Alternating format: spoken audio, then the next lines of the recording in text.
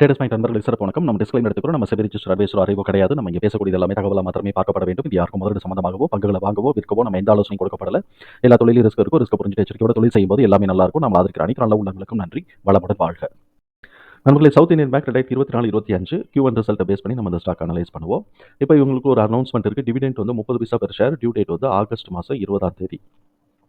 ட்ரெண்ட்லைனை பொறுத்த வரைக்கும் இவங்க வேல்யூ ஸ்டாக் அண்டர் ரேடார் அப்படிங்கிற கிளாசிஃபிகேஷன்ஸ்க்குள்ள தான் வராங்க. ஹை ஃபினான்ஷியல் ஸ்ட்ரென்த் இருக்குது, அஃபோர்டபிலிட்டி வேல்யூஷன் இருக்குது. மொமெண்டம் டெக்னிக்கலாக இப்போ கொஞ்சம் பெரிஷில் இருந்தால் கூட இது சப்சிக்வெண்ட்டாக மேலே ஏறுறதுக்கான வாய்ப்பு இருக்குங்கிறது என்னுடைய தனிப்பட்ட புரிதல். அனாலிசிஸ் ப்ரைஸ் டார்கெட்டாக 35 அப்படின்னு சொல்லிட்டு டார்கெட்டை வந்து லெவலில் வந்து அப்சைட் பண்ணியிருக்காங்க. நம்ம இந்த வீடியோ ரெக்கார்ட் பண்ணக்கூடிய இந்த தருணத்தில் 24.98 அப்படிங்கிற ப்ரைஸ் ரேஞ்சில் ட்ரேட் ஆகிட்டு இருக்கு. ஃபண்டமெண்டலாக இவங்க வந்து அடிக்வேட் லெவல் ஆஃப் சால்வன்சி பொசிஷனை மெயின்டைன் பண்ணுறாங்க. அதே மாதிரி ஆவரேஜ் ரேட் ஆஃப் ரிட்டர்ன் எடுக்கிறாங்க. டெப்ட் டு ஈக்விட்டி வித் இந்த தியரிட்டிக்கல் லிமிட்ல தான் இருக்குது. பிஇ அண்ட் பிபி வந்து இண்டிகேட் பண்ணுறது சப்சிக்வெண்ட்டாக க்ரோத்துக்கான ஆப்பர்ச்சுனிட்டி இருக்குங்கிறது தான் நம்மளுடைய புரிதல். கன்செஷனஸ் ரெக்கமெண்டேஷன்ஸை பொறுத்த வரைக்கும் 7 அனாலிசிஸ்ட், அதில் 5 பேர் வந்து பை சொல்லியிருக்காங்க, 2 பேர் ஹோல்டு சொல்லியிருக்காங்க. குவார்டர்லி ஃபினான்ஷியல் அனாலிசிஸ் பார்த்தோம்னா இயர் ஆன் இயர், அதாவது 2024 ஜூனையும் 2023 ஜூனையும் கம்பேர் பண்ணும்போது நெட் ப்ராஃபிட் 45.1% இன்க்ரீஸ் ஆயிருக்கு. அதே மாதிரி ரெவன்யூ 14.7% இன்க்ரீஸ் ஆயிருக்கு. Q to Q நம்ம பார்க்கும்போது கிட்டத்தட்ட ஒரு 110 கோடி ரூபாய்க்கு ரெவன்யூ இன்க்ரீஸ் ஆயிருக்கு. அதே மாதிரி நெட் ப்ராஃபிட்டும் வந்து ஒரு 5 கோடி 6 கோடி ரூபாய்க்கு இன்க்ரீஸ் ஆயிருக்கு. இபிஎஸ் வந்து 1.1ங்கிற லெவலில் இருக்கு. இது போன குவார்டர் காட்டிலும் 0.3 கம்மி தான். இருந்தாலும் நம்மளுடைய அப்சர்வேஷன் இந்த இடத்துல வந்து செகண்ட் அண்ட் தேர்ட் குவார்டர் இவங்க கொஞ்சம் ஏற்கனவே இருக்கக்கூடிய பாஸ்ட் ஹிஸ்டரியை பொறுத்த வரைக்கும் செகண்ட் அண்ட் தேர்ட் குவார்டர்ல இவங்க கொஞ்சம் கூட எடுக்கிறாங்க அப்படிங்கிற புரிதல் இருக்கிறதுனால இது செகண்ட் அண்ட் தேர்ட் குவார்டருக்கு மேலே ஏறுறதுக்கான வாய்ப்பு இருக்குங்கிறத நம்ம புரிதலாக எடுத்துக்குவோம். எம்எஃப் வந்து 0.5% ஹோல்டிங் இன்க்ரீஸ் பண்ணி வச்சிருக்காங்க. எஃப்ஐஎஸ் வந்து 0.17% வந்து ஹோல்டிங்கை டிக்ரீஸ் பண்ணி வச்சிருக்காங்க. நம்மளுடைய தகவல்களை தூக்கி நம்ம வந்து எக்ஸல் ஃபார்மேட்ல நம்ம போட்டுட்டோம். இப்போ நம்மளுடைய பேஸ் பிரைஸ்ங்கிறது பார்த்தோம்னா 43 இருக்கு. 43 தொட்டுறதுக்கு ஆப்பர்ச்சுனிட்டி இருக்குங்கிறத நம்மளுடைய புரிதல் வச்சுக்குவோம்.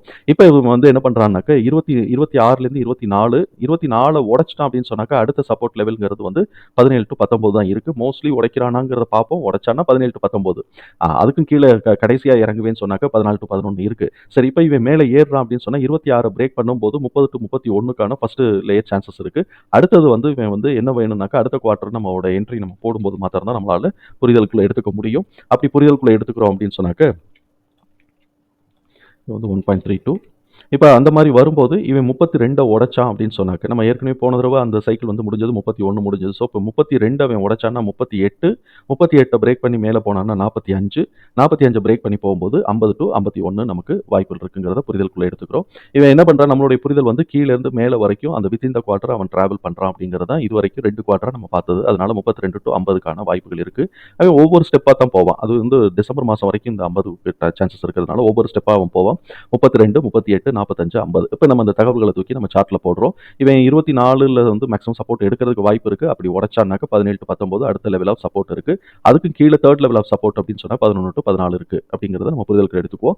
மேலே வந்து இவன் இப்படியே திரும்புறான், இந்த இடத்துல 24லயே இவன் திரும்புறான் அப்படின்னு சொன்னா 30 to 31 ஒரு ரெசிஸ்டன்ஸ், அதுக்கப்புறம் 38 ரெண்டாவது ரெசிஸ்டன்ஸ், அப்புறம் மூணாவது ரெசிஸ்டன்ஸ் எடுத்தோம்னா 45, அதுக்கு மேலே போறதுக்கான வாய்ப்பு இருக்கு. 50 to 51, 55 to 56 போறானாங்கிறத நம்ம வந்து பார்த்துக்கலாம். தகவல் நமக்கு பயனுள்ளதாக இருந்ததுன்னா சங்கருக்கு ரொம்ப சந்தோஷம். நம்மள ஆதரிக்கிற அனைத்து நல்ல உள்ளங்களுக்கு நன்றி. வளமுடன் வாழ்க.